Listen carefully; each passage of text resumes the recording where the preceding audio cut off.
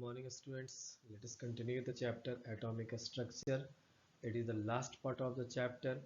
I am going to explain you the Dalton's atomic theory, contradictions, limitations or drawbacks of Dalton's atomic theory, electronic configuration, that is Bohr-Bury scheme, and lastly I will explain you the valence shell, valence electrons and valency. Let us start with the Dalton's atomic theory. According to Dalton, matter consists of very small individual particles called atoms. That is, atoms cannot be divided, they are indivisible. Atoms can neither be created nor be destroyed. Atoms of same elements are identical. Identical, that means they have same shape, same size, same mass. Whereas atoms of different elements are different. Different elements, they have different same mass, shape and size. Atoms of an element combine in a small numbers to form molecules of that element. Let us say here hydrogen, one atom of hydrogen, one atom of hydrogen. When they combine, they form the hydrogen molecule. Similarly, one atom of oxygen, one atom of oxygen. After combining, they form one molecule of oxygen. Atoms of an element combine in simple whole number ratio to form compounds. Carbon dioxide, it is a compound. We can see here the ratio of carbon and oxygen is 1 is to 2. One atom of carbon, two atoms of oxygen. So the ratio is 1 and is to 2. That is simple whole number ratio. But there were some limitation or drawbacks of Dalton's atomic theory. I am explaining the limitations one by one. The first one is, according to Dalton, atoms are not indivisible. According to Dalton, atoms are indivisible, but atoms are not indivisible. Further experiment shows that atoms can be divided into fundamental particles, electrons, protons and neutrons. Actually, in the atom there are more than 200 particles, but electron, protons and neutrons are the main. Every atom of an element is not identical. According to Dalton, the atoms of the same elements are identical, they have same mass, same shape, but every atom of an element is not identical. Atoms of same element have different mass number, they are called isotopes. See in the example C612, C614, they are the atoms of carbon. They have the same atomic number, but they have different mass number. So same atom, but their mass number is different.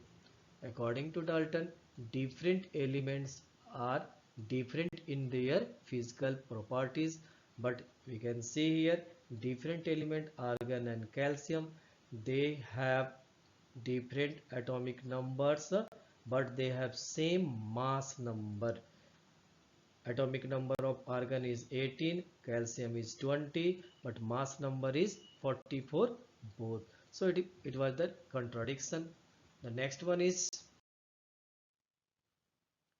in different cases atoms of elements do not follow the simple whole number ratio. For example, sugar C6H22O11. We can find the simple ratio, we will not find 11 to the 22, but 12 does not come in table of 11. So it is not following the simple whole number ratio rule. Let us move to the next topic, electronic configuration, that is Bohr-Bury scheme. It was given by the scientist Bohr and Bury, that's why it is called Bohr-Bury scheme. The first one is the maximum number of electrons in each cell is given by the formula 2n square, where n is the number of cells. Let us see in the table.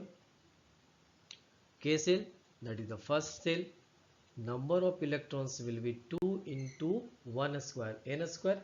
In place of n, here is 1, so it becomes 2.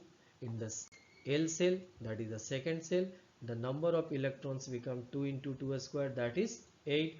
In the third cell, it becomes 18. In the fourth cell, it becomes 32. That means the number of electrons is given by the formula 2n square. The second one, Electrons are not accommodated in a given cell unless the inner cells are filled. Let us see in the diagram. This is the orbital diagram of chlorine. Here is the electronic configuration. We can see chlorine, its atomic number is 17. Its electronic configuration is 287. In the innermost cell, there will be 2 electrons. Next cell, that is the L cell, there will be 8 electrons, and the outermost cell, that is the M cell, there will be 7 electrons. So the electrons will be filled stepwise.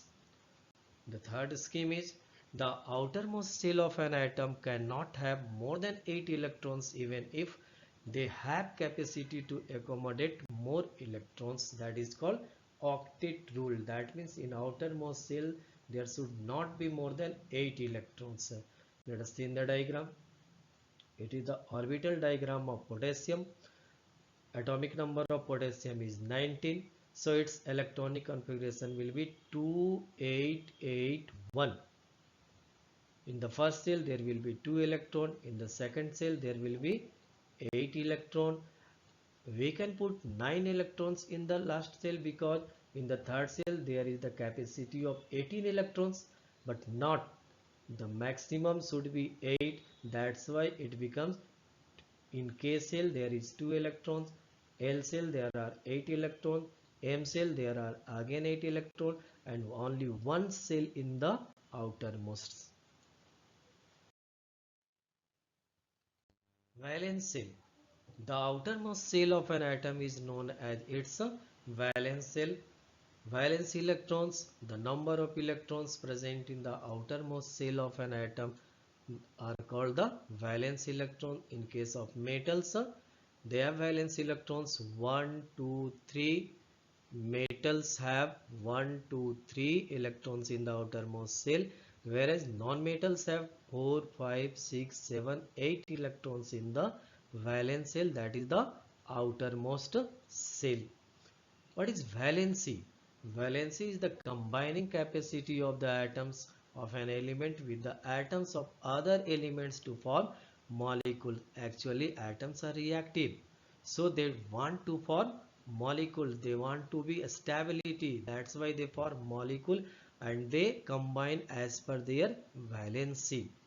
I am explaining how to find the valency. Elements having valence electron 1, 2 or 3 have valency 1, 2 or 3 respectively. 1 valence electron, 1 valency, 2 valence electrons, 2 valency, 3 valence electron, 3. In case of elements having valence electron 4, 5, 6, 7, 8, they have the valency 8 minus 4, 4, 8 minus 5, 3, 8 minus 6, 2, 8 minus 7, 1, and 8 minus 8, 0, and this is called octet rule. I have subtracted all the valence electrons from 8. This is the octet rule. It is important to know. You can see here the valency is 0. So novel gases have valency 0. Variable valency. Some elements exhibit more than one valency. The valency of the elements in some of the cases is not fixed. They are said to have variable valency. For example, iron, it has two valencies 2 and 3. If it has two valency, then it is iron 2. This is called ferrous. For less valency, we use word us. For 3 valency, it is written iron 3. This is the modern form of writing iron 3, and as it has more valencies, so it is used ferric. Similarly, in copper, it has one valency and two valency. One valency copper 1 and it is called cuprous. Two valency copper 2 and it is called cupric. So students, the chapter is completed and you have to solve the exercise questions. You will find any difficulty, then you can ask the question in the group. Thank you. Have a nice day. Have a nice study.